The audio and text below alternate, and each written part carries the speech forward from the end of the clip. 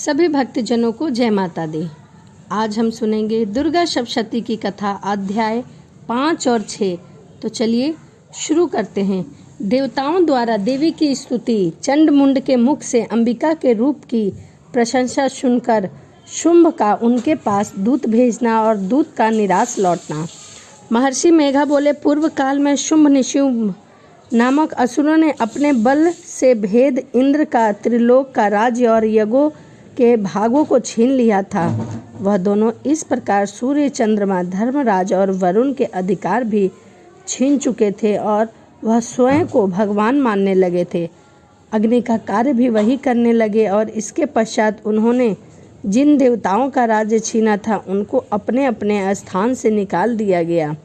इस तरह से अधिकार छीने हुए दैत्य तथा दैत्य द्वारा निकाले हुए देवता अपराजित देवी का स्मरण करने लगे और देवी ने हमको वर दिया था तो मैं तुम्हारी संपूर्ण विपत्तियों को नष्ट करके ही रक्षा करूंगी। ऐसा विचार कर सब देवता हिमालय पर गए और भगवती विष्णु माया की स्तुति करने लगे। देवताओं ने कहा, देवी को नमस्कार है, शिव को नमस्कार है, प्रकृति को और भद्रा को नमस्कार है।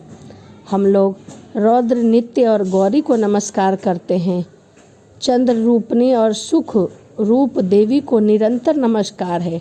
शरणागत का कल्याण करने वाली वृद्धि और सिद्धि रूपा देवी को हम बारंबार नमस्कार करते हैं।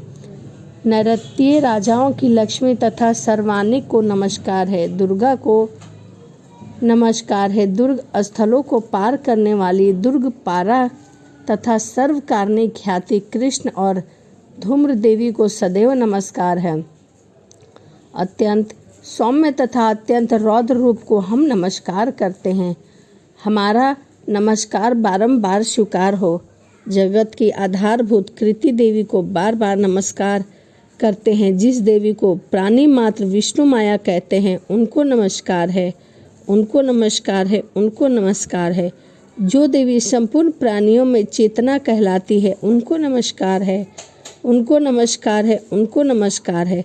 जो देवी संपूर्ण प्राणियों में बुद्धि रूप में स्थित है उनको नमस्कार है, उनको नमस्कार है, उनको नमस्कार है। जो देवी सब प्राणियों में निद्रा रूप में विराजमान है उनको नमस्कार है, उनको नमस्कार है, उनको नमस्कार है। जो देवी सभी प्राणियों में शुद्धा रूप में विराजमान है उनको नमस्कार है, उनको नमस्कार है, उनको नमस्कार है। जो देवी संपूर्ण प्राणियों में छाया रूप में स्थित है उनको नमस्कार है, उनको नमस्कार है, उनको नमस्कार है। जो देवी सब प्राणियों में शक्ति रूप में स्थित है उनको नमस्कार है, उनको नमस्कार है, उनको नमस्कार है। जो देवी संपूर्ण प्राणियों में त्रिना रूप में स्थित है उनको नमस्कार है, उनको नमस्कार है, उनको नमस्कार है। जो देवी सब प्राणियों में शांति रूप में स्थित है उनको नमस्कार है, उनको नमस्कार है, उनको नमस्कार है। जो देवी सब प्राणियों में जाति रूप में स्थित है उनको नमस्कार है, उनको नमस्कार है, उनको नमस्कार है। जो देवी सब प्राणियों में लज्जा रूप में स्थित है उनको नमस्कार है, उनको नमस्कार है, उनको नमस्कार है। जो देवी संपूर्ण प्राणियों में श्रद्धा रूप में स्थित है उनको नमस्कार है, उनको नमस्कार है, उनको नमस्कार है। जो देवी संपूर्ण प्राणियों में कांति रूप में स्थित है, जो देवी सब प्राणियों में लक्ष्मी रूप में स्थित है उनको नमस्कार है, उनको नमस्कार है, उनको नमस्कार है। जो देवी संपूर्ण प्राणियों में वृत्ति रूप में स्थित है उनको नमस्कार है, उनको नमस्कार है, उनको नमस्कार है। जो देवी सब प्राणियों में स्मृति रूप में विराजमान है उनको नमस्कार है, उनको नमस्कार है, उनको नमस्कार है। जो देवी सब प्राणियों में दया रूप में स्थित है उनको नमस्कार है, उनको नमस्कार है, उनको नमस्कार है। जो देवी संपूर्ण प्राणियों में मातृ रूप में स्थित है उनको नमस्कार है, उनको नमस्कार है, उनको नमस्कार है। जो देवी संपूर्ण प्राणियों में भ्रांति रूप में स्थित है, जो संपूर्ण प्राणियों में नित्य व्यापक रहती है उनको नमस्कार है, उनको नमस्कार है, उनको नमस्कार है। जो देवी चैतन्य रूप में इस संपूर्ण संसार को व्याप करके स्थित है उसको नमस्कार है, उसको नमस्कार है, उसको नमस्कार है। पूर्व काल में देवताओं ने अपने अभीष्ट फल पाने के लिए जिनकी स्तुति की है और देवराज इंद्र ने बहुत दिनों तक जिनका सेवन सेवा किया है वह कल्याण की साधना भूत ईश्वरीय हमारी कल्याण और मंगल करे तथा सारी विपत्तियां नष्ट करे, उस परमेश्वरी को इस समय नमस्कार करते हैं जो भक्ति पूर्वक स्मरण किए जाने पर तुरंत ही सब विपत्तियों को नष्ट कर देती है। वह जगदम्बा इस समय भी हमारा मंगल करके हमारी समस्त विपत्तियों को दूर करे। महर्षि मेघा ने कहा, हे राजन, इस प्रकार जब देवता स्तुति कर रहे थे तो उसी समय पार्वती देवी गंगा में स्नान करने के लिए आई। तब उनके शरीर से प्रकट होकर शिवा देवी बोली, शुंभ दैत्य के द्वारा स्वर्ग से निकले हुए और निशुंभ से हारे हुए यह देवता मेरी स्तुति कर रहे हैं। पार्वती के शरीर से अंबिका निकली, इसलिए उनको संपूर्ण लोक में कौशिकी कहते हैं। कौशिकी के प्रकट होने के पश्चात पार्वती देवी का रंग काला हो गया और वह हिमालय पर रहने वाली कालिका देवी के नाम से प्रसिद्ध हो गई। फिर शुंभ और निशुंभ के दूत चंडमुंड वहां आए और उन्होंने परम मनोहर रूप वाली अंबिका देवी को देखा। फिर वह शुंभ के पास जाकर बोले, महाराज, एक अत्यंत सुंदर स्त्री हिमालय को प्रकाशित कर रही है। वैसा रंग रूप आज तक हमने किसी भी स्त्री में नहीं देखा है। और सुरेश्वर, आप यह पता लगाए कि वह कौन है और उसको ग्रहण कर ले। वह स्त्रियों में रतन है, वह अपनी कांति से दशों दिशाओं को प्रकाशित करती हुई वहाँ स्थित है, इसीलिए आपका उसको देखना उचित है। हे प्रभु, तीनों लोकों में हाथी, घोड़े, मणि इत्यादि जितने भी रत्न हैं वह सब इस समय आपके घर में शोभ्यमान है। हाथी में रतन रूप में इरावत है। उच्च श्रवा नामक घोड़ा तो आप इंद्र से ले ही आए हैं।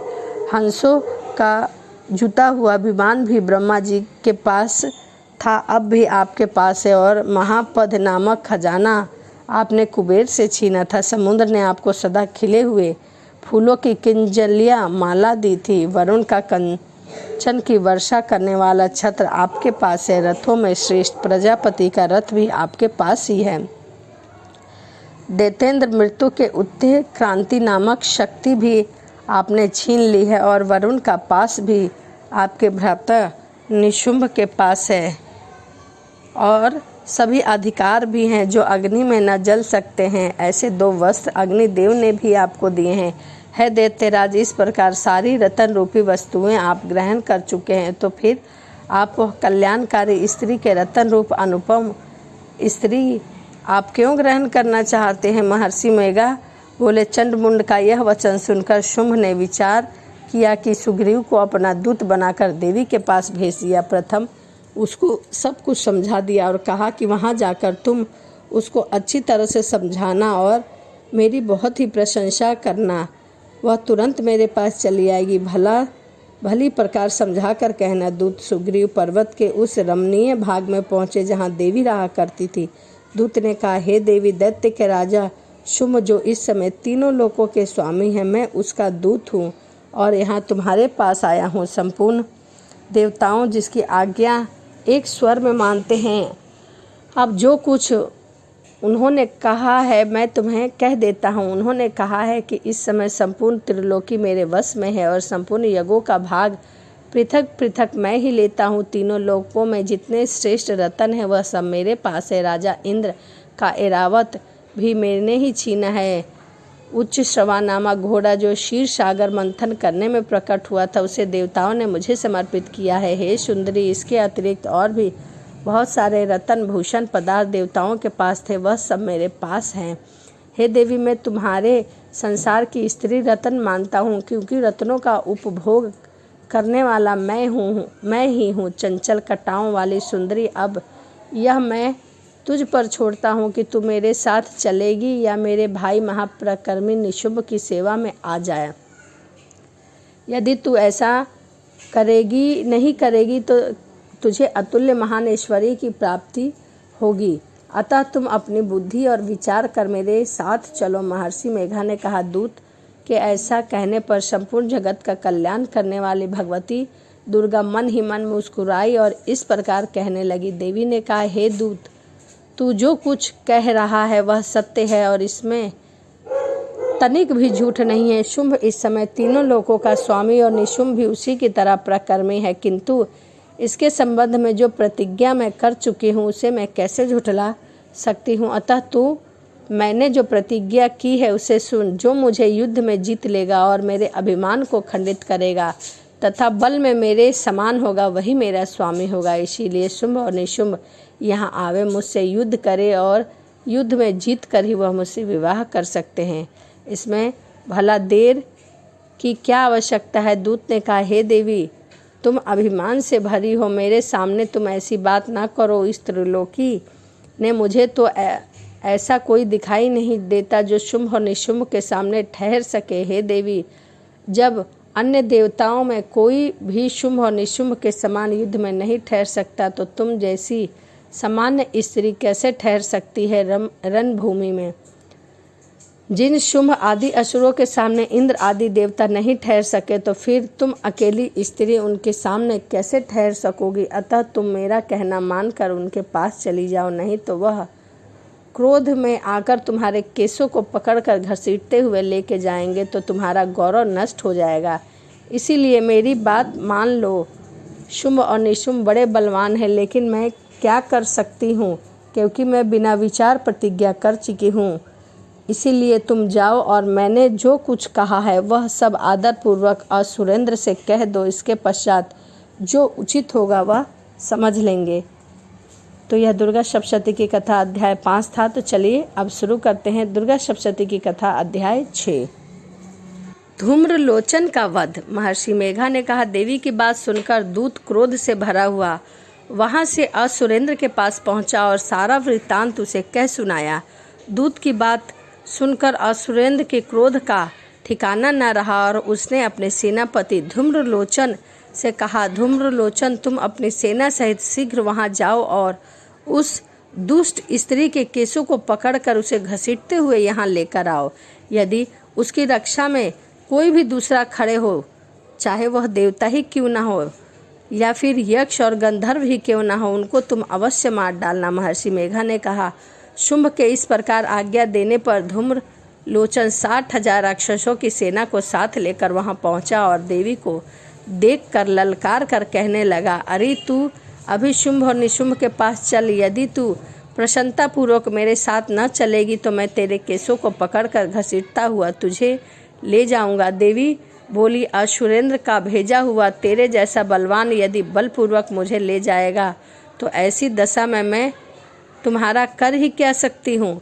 महर्षि मेघा ने कहा। ऐसा कहने पर धूम्रलोचन उसकी ओर लपका, किंतु देवी ने उसे अपने हुंकार से ही भस्म कर डाला। यह देखकर असुर सेना क्रोधित हो गए और देवी की ओर बढ़े, परंतु अंबिका ने उन पर तीखे बाण, शक्तियाँ तथा फरसों की वर्षा आरंभ कर दी। इतने में देवी का वाहन भी अपने ग्रीवा के बालों को झटकता हुआ और बड़ा भारी शब्द करता हुआ असुर सेना में कूद पड़ा। उसने कई असुरों को अपने जबड़े में, कई को धरती पर पटकार कर अपनी दाढ़ियों से घायल करके मार डाला। उसमें कई असुर के अपनी नखों से पेट फाड़ डाले और कई असुरों का तो केवल थप्पड़ मारकर ही सिर धड़ से अलग कर दिया। कई असुरों की भुजाएं और सिर तोड़ डाले और गर्दन के बालों को हिलाते हुए उसने कई असुरों को पकड़कर उनके पेट पर चढ़कर उनका रक्त पी डाला। इस प्रकार देवी के उस बलवान सिंह ने क्षण भर में ही असुर सेना को समाप्त कर दिया। शुंभ ने जब यह सुना कि देवी ने धूम्रलोचन असुर को मार डाला और उसके सिंह ने सारी सेना का संहार कर डाला, तब वह बहुत ही क्रोधित हुआ।